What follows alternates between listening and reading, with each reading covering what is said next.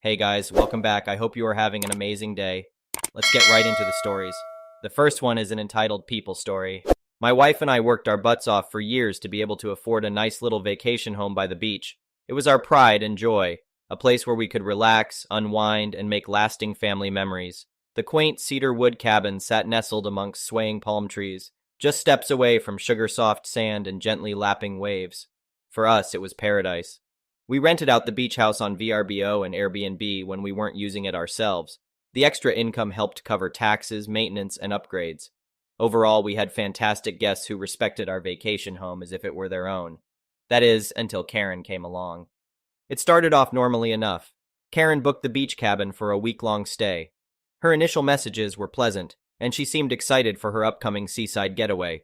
But things took a turn on the day she was set to check in. I received a series of angry texts accusing me of trying to scam her. According to Karen, she had arrived at the address only to find the home occupied with squatters claiming to be the owners. That's right. Karen was accusing my house sitter and his family, who I had hired to watch the property in my absence, of being criminals. My panic turned to utter shock as I scrolled through the messages. Not only had Karen berated my innocent house sitter who was simply doing his job, but she had somehow gained access to the home and moved her belongings in. I immediately called the cop to report an unlawful occupancy, but Karen was slippery. She managed to convince the cops that it was actually her who had been wronged. Karen presented an obviously bogus deed with her name on it and claimed that my house sitter was the one trespassing. By the time I was able to provide documentation proving home ownership, significant damage had been done. Karen and her family acted as if they owned the place. Not only did they help themselves to using every inch of the property, they demonstrated absolutely zero respect for my possessions. These were people with no common courtesy. They trashed the place, stained upholstery, marked up walls, clogged plumbing with God knows what.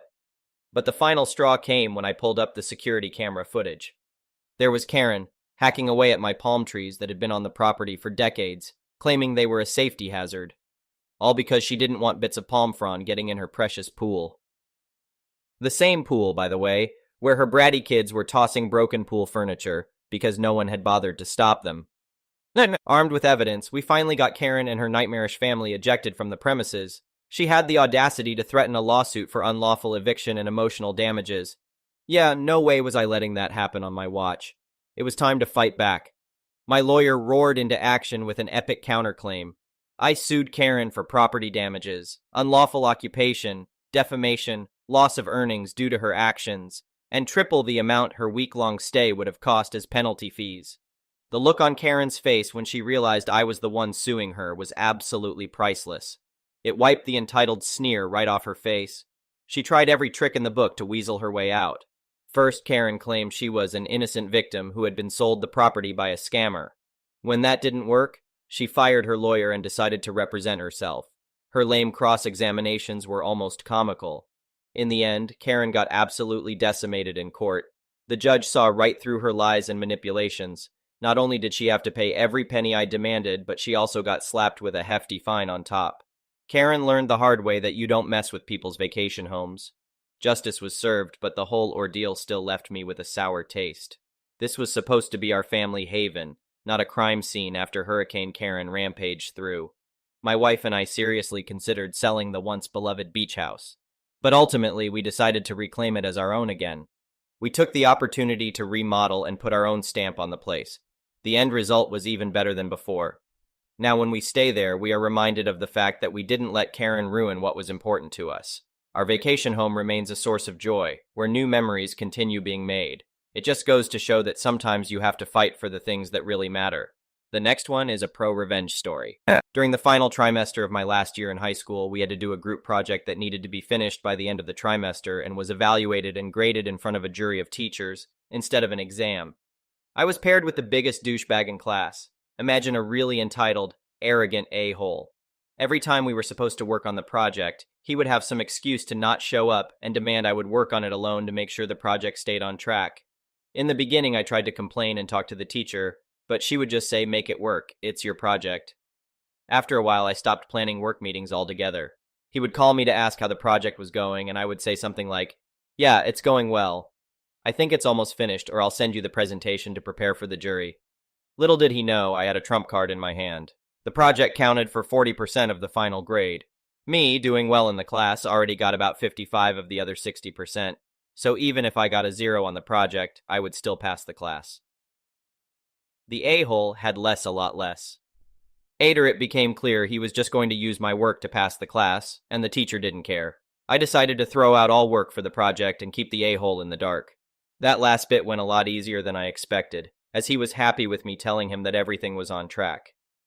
In the last week before the jury presentation, things became harder.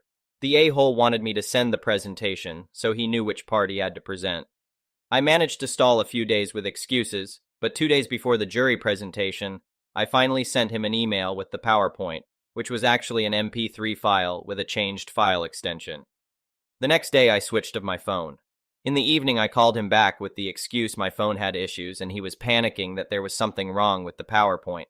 I told him not to worry. I will check it out tonight and have a working PowerPoint for tomorrow. I would come to the school at 8 a.m., so he could practice his part of the presentation before the jury appointment at 9 a.m.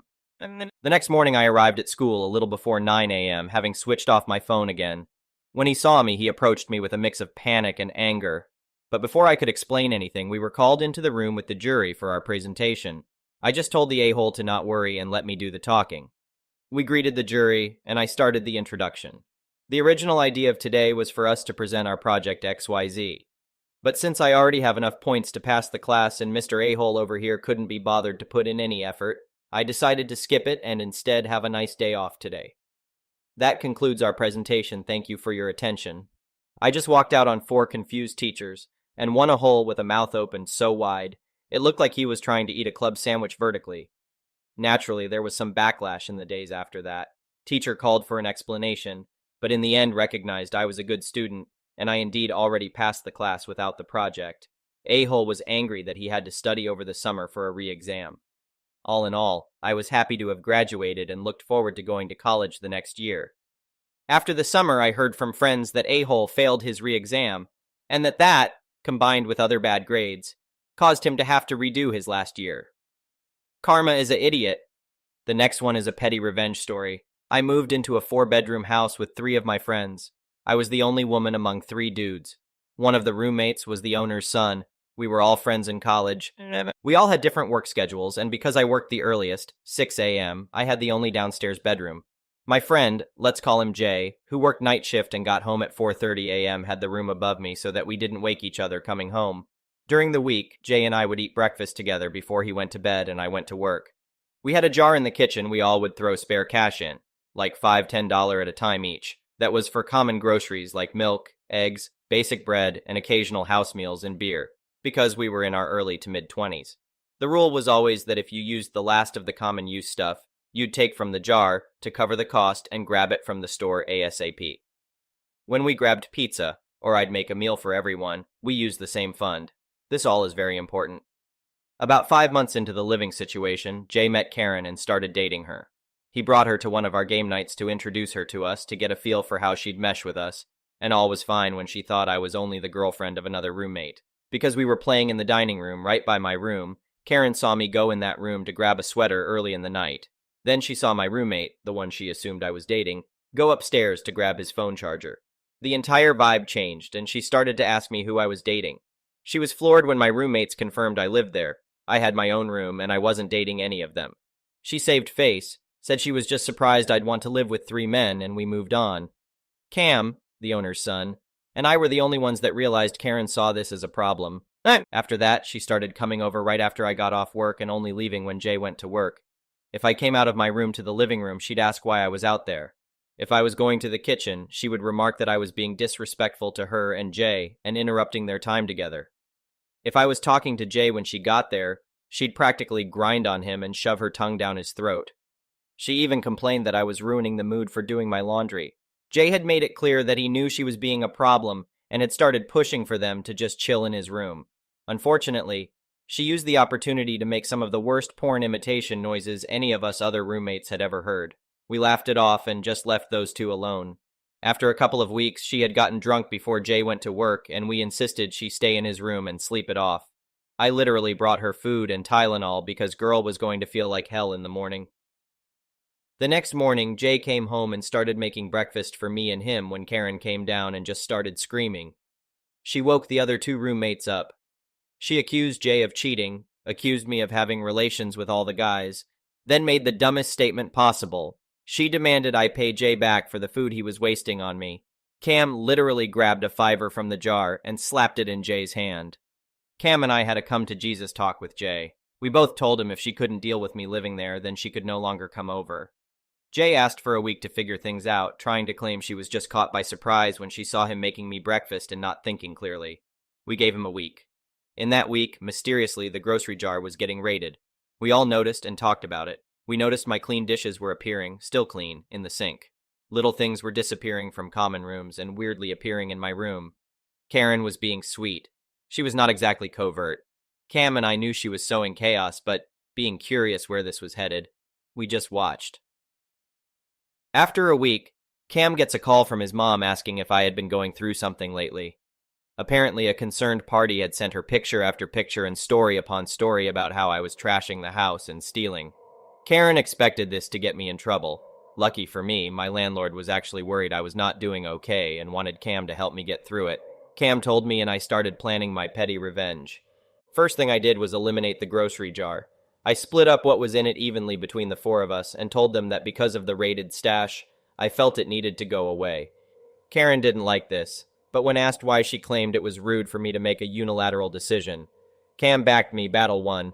Then I started hanging with Cam in the living room every day. She complained, but Jay told her it's our house and we can do as we please. When she would go to the kitchen, one have always asked what she was doing in our fridge. She stopped going in our fridge after 2 days. The weekend was here and we knew Jay had an extra overnight shift and Karen was planning to stay in his room so they could hang out the next day. Cue my biggest petty move ever. Just a little information. Cam and I met in college where we both studied theater, specifically acting. That Friday we hung out in his room, right next to Karen's. We made a bit of a show when Jay left and acted like he could not know that Cam and I were hanging out alone in his room. This caught Karen's attention. We started shaking the bed. Two nerdy people hip-thrusting the end of the bed to give the illusion the spicy thing was going down is quite awkward, but oh so entertaining. Within minutes, we got a text from Jay asking what we were doing. Cam replied playing video games. After 10 minutes, we stopped the bed shaking and actually did play video games, on mute. When Jay demanded a FaceTime session, he saw exactly what he needed to see. Me beating Cam in Mario Party. We cycled through this for a few hours. After a while, we decided to put the finishing touches on. We made a big deal about me needing to go to my room before Jay got home, and Karen took the bait. We could see the little bit of light being cut off in the slightly open door by her watching. Cam and I stage kissed and I headed to the living room. Jay came in 10 minutes later to find me watching a movie and asked what was up. I told him I'd been up playing video games all night with Cam. He tells me Karen claimed we were doing the nasty, and I told him we didn't. He goes to bed. The next day, Jay calls a house meeting without Karen. He tells us she's making claims of us having a relationship and hiding it from him. We say she's full of it. We tell him about the frame job she tried to pull, how she went to Cam's mom to get me in trouble. Jay asks our other roommate if he heard anything from the bedroom. Bro doesn't even flinch and says I heard me calling Cam her idiot and the usual Mario Party crap talk. They weren't banging. Jay asked about the grocery jar. We all told him we suspected Karen. The next day he broke up with her for trying to turn him against us. He called her a liar and a thief. A few months later he dated another girl. She was awesome and they're married now. I was a bridesmaid. But the absolute best part, Karen being one of the waitstaff and seeing Cam with his wife and me with my fiancé, telling them the story of how we once dry humped a mattress fully clothed to get back at a thief. Yes, Jay knows the whole story, and he didn't mind at all. To address the reason Jay wanted to know if we were actually getting funky, he is the kind of dude that hates useless secrets. If Cam and I were hooking up, he'd be fine with it. If we were hooking up and actively hiding it from him like we couldn't trust him, he'd have an issue. That was why we played hard into the Jay can't know part. Though Cam says Jay secretly wanted us, Cam and I, to get together, but nah. The next one is a malicious compliance story. I work for one of North America's largest aftermarket auto parts stores, one that begins with an N and has a blue and yellow logo. At this job, for a few times a year, we have what's called a bucket sale. This bucket sale acts as a marketing gimmick, and is meant to entice people to buy more than what they need.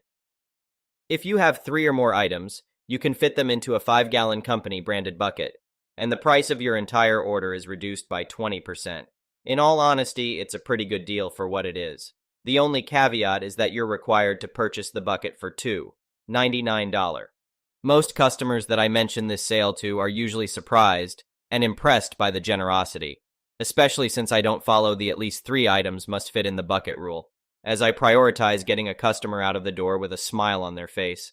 $200 battery? How about we make that $160? $50 headlight bulbs? Nah, screw that. Take them home for $35 and get a free bucket out of it. The reason that I say that most customers enjoy this is because there's a handful of customers who would either not deal with having to carry a large bucket with them or simply don't understand the proposition that I'm trying to offer. Fair enough, maybe they've had a tough day and don't want to be bothered with paying less for more. It's no skin off of my back. Usually this isn't a problem, except for today. Not for a certain customer that I'll refer to as Karen. Karen walks into the store, is friendly throughout the entire exchange, and knows exactly what they want.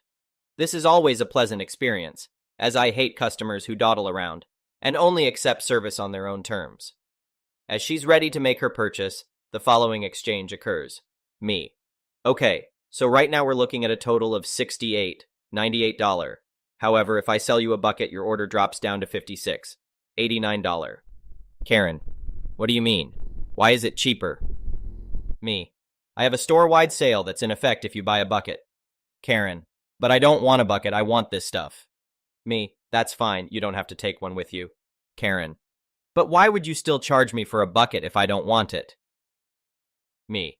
It's policy. I can't complete this ticket under the sale price without incorporating the bucket. Karen. So why am I paying almost $70 when you just said the total was $56? Me. Because I can't. Either way, I imagine you still want to buy this stuff. Karen. Not if you're going to try to rip me off by selling me an unnecessary bucket. Can I speak to your manager? So, I get my manager and tell him what's going on before he talks with her. Manager has no patience for this kind of attitude. Manager. Hi there. Ready to go. Karen. Yes, but I don't want to buy a bucket. Manager. Okay, that'll be $68.98. Karen has heard herself in confusion. Karen. But I want the sale price. Manager. You don't want the bucket, which means you don't get the sale price. Karen looks at the bucket pile. In frustration, she puts down a $100 bill. Manager, while dispersing her change. It's a good thing you didn't want the bucket. There wouldn't have been enough money to give you your change back. A dejected Karen then leaves the premises. Oh well, we tried to help her. Thank you for watching. I would really appreciate it if you could like the video and subscribe to our channel if you haven't already. We'll see you again tomorrow.